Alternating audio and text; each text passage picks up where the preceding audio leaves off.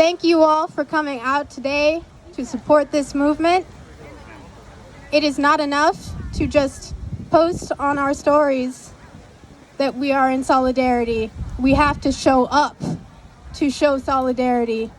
And I know that I do not want to be here. I should not have to be here. We should not have to be here. But when the laws of a country have upheld the routine murder of marginalized groups for its entire history, part of seeking justice for oppression is accountability. The officer who murdered George Floyd and the accomplices who let it happen have finally been held accountable. But the officer who killed Breonna Taylor still has not. She would have been 27 yesterday. Instead, her killer walks free. 2020 marks 5 years since the death of Sandra Bland and 1 year since the death of Layleen Extravaganza, both found unresponsive in their prison cells with no accountability from the criminal justice system. The cops have murdered Tony, Tamir, Philando, Tanisha, Eric, Stefan, Yvette, Ayana, a 7-year-old child. No accountability.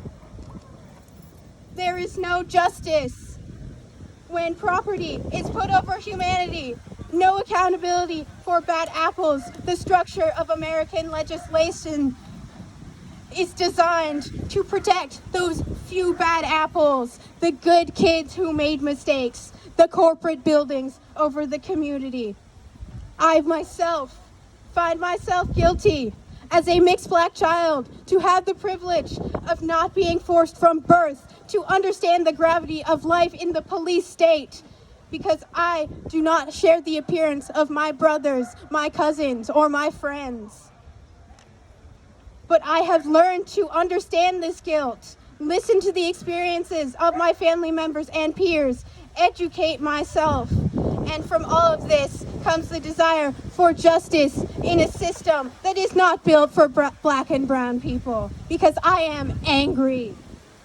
It makes my blood boil that we reach this tipping point over and over, and still the racist system remains unchanged. I am livid that I have been subjected to hours and hours of uncensored video on the news and social media showing Derek Chauvin pressing the life out of George Floyd over and over, and then I am forced to question why it is always our murders who are televised so openly, so frequently.